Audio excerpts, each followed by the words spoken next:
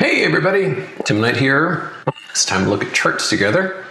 We've got a deliciously red day on our hands, and it certainly did not begin that way. We began the day utterly in the green, which was odd because, jumping back to when you and I last met, the market closed on Wednesday, and almost immediately thereafter, sometime thereafter, word got out that there's going to be 100% tariff on semiconductors. And that's pretty interesting news to a bear. And I glanced over and the cubes were falling quickly. NVIDIA was falling quickly. SMH. It all lasted for about a minute. And then this big asterisk came out that said, except if you're building a factory in the United States. And then it completely reversed. I can only suppose there was a notion that some such order was going to come out. And so when it came out such that it was really easy to get out of, there was a big celebration and everything went blasting higher. The only thing that did just the opposite was Intel. Because I guess at first the perception was, well, Intel's already domestic, so they are in a sweet position. So they rallied after this 100% news. And then when it came out that, it doesn't really mean anything, then they fell hard. And they fell even harder when Trump zoomed in on their new CEO, saying they got to get rid of this guy, something about a Chinese connection or something. So all that was going on. For whatever reason, we did start selling off to some degree.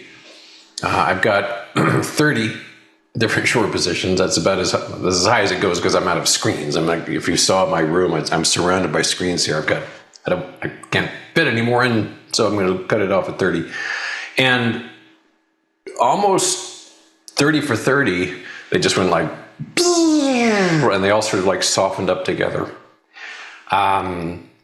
So it's a pretty good day. Nothing calamitous. The NQ, it was up hundreds of points. Now it's down a little bit. I will happily take that. As long as it's red, that's fine. So I got some charts loaded for you as we approach the end of the week and definitely get way out of the interesting part of the earnings season. So let's jump in and catch up with what's what. We begin with the spider, and you'll see this very consistently. We started off strong. We're currently weak. We pushed higher, not to lifetime highs. Haven't had to deal with that this week, mercifully. But we have been selling off on the spider like so without achieving another high. Here's the diamonds, also red. Got a nice bearish engulfing pattern on this one. Its own lifetime high was established, just like most everything else last week, I guess it was. And the IWM, which is a special import to me because I've got such a big short position in that, is red, bearish engulfing pattern on this one, off about 0.7%. So yeah, generally speaking, a quite good day. I will say amongst these 30 shorts, I've kind of stopped the options thing myself. It's almost just purely equities usually, with one notable exception. 29 of those are just plain old simple short sales.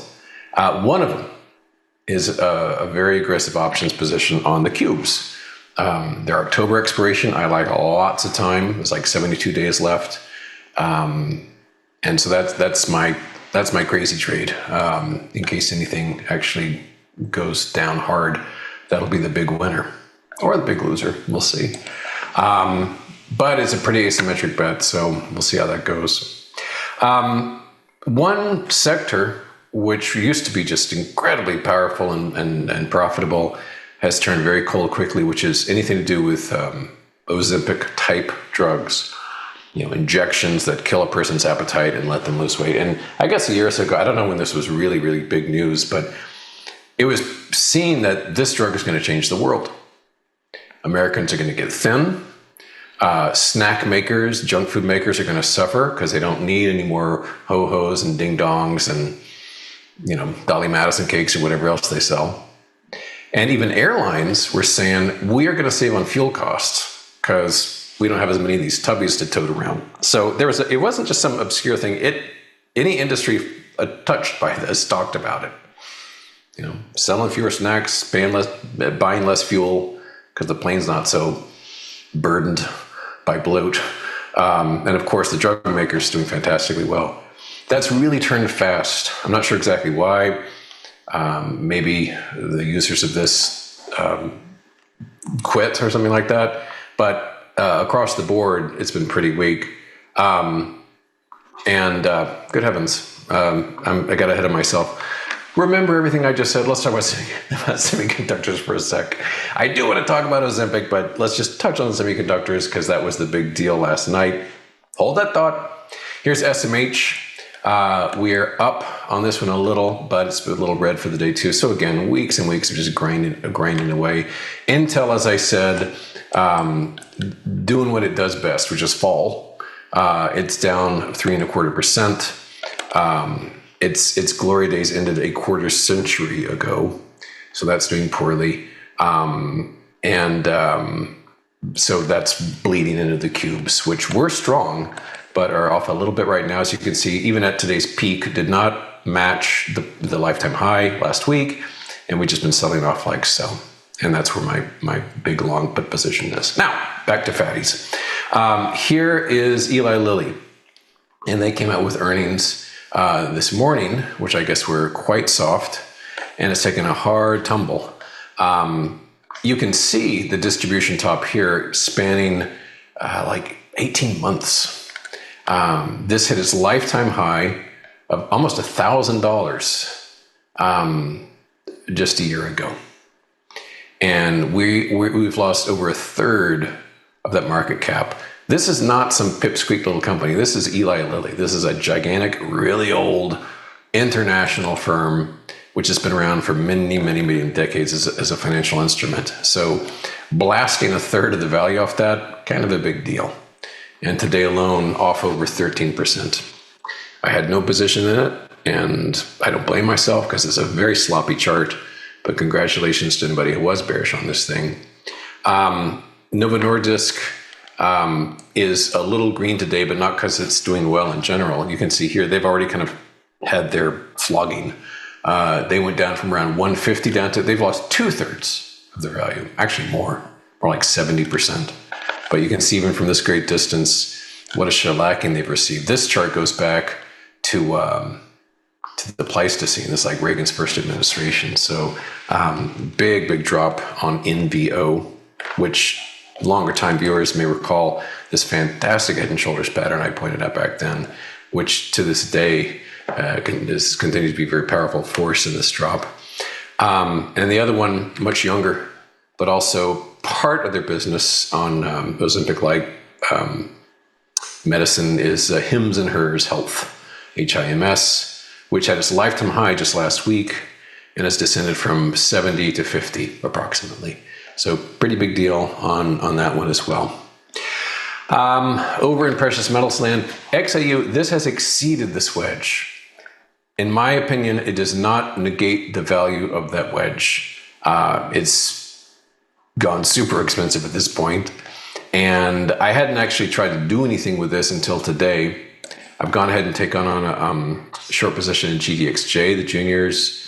GDX itself, which is the big one, it has had a terrific week. Monday, Tuesday, Wednesday, Thursday, another gain today, but looking a little tired. Got that little doji pattern going on there. At a minimum, I would easily see this easing back to this breakout level.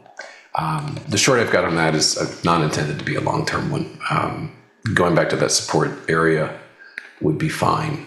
I also got out of palladium, as I mentioned, because it was getting super lofty here. We had kind of this vicinity. It got higher than ever here, but it's really sunk down. And I think it'd get a lot more interesting if it can seal up that gap right along that zone. Trump also, I guess, signed an executive order to get much more liberal rules around what 401ks can go into. It used to be very conservative, but now it's anything goes. Bitcoin, Ethereum, private equity, baseball cards, God knows. So it's been a big boon again for crypto. Not a lifetime high on this. It's still below the broken trend line, but this is the latest political red meat thrown out for the crypto crowd, and it's celebrating with a pop on BTC. As I said, I've got a whole bunch of short positions. I want to touch on a few. Big winner today is Elf Beauty, ELF, which took a hard fall. I've actually gone ahead and taken profits on this, but this was a nice fall. I took profits earlier today because it's a very sloppy chart, but it did a nice job almost perfectly sealing this gap. So again, the gaps work in both directions. So the price gap was way down here, just about tagged it.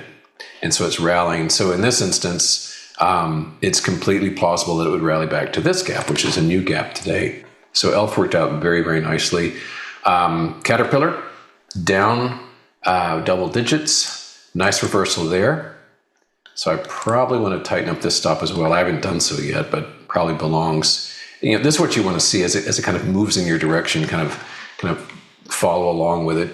Try to lock in some profits, reduce risk. CrowdStrike, very nice. We've talked about this several days in a row. Down about $25. Beautiful. Absolutely terrific. Rigetti competing RGTI. I made mention that I was tiptoeing into a very dangerous space for bears, which is quantum. This is going all right. We're down over 3% on this one. And there's other items. As I said, I'm kind of out of screen space. I'm as tempting as like QBTS or QUBT is. I have my irrational limit on that, which is screen space. So I'm just sticking with RGTI. So that's going pretty good. ConocoPhillips, this is up a little, but energy stocks are looking quite nice on the bearish side still. XLE is looking good. XOP is looking good. I've got HAL still, things like that. A little bit of a bounce today, but I still like this medium term on the short side. There's a JB Hunt, JBHT.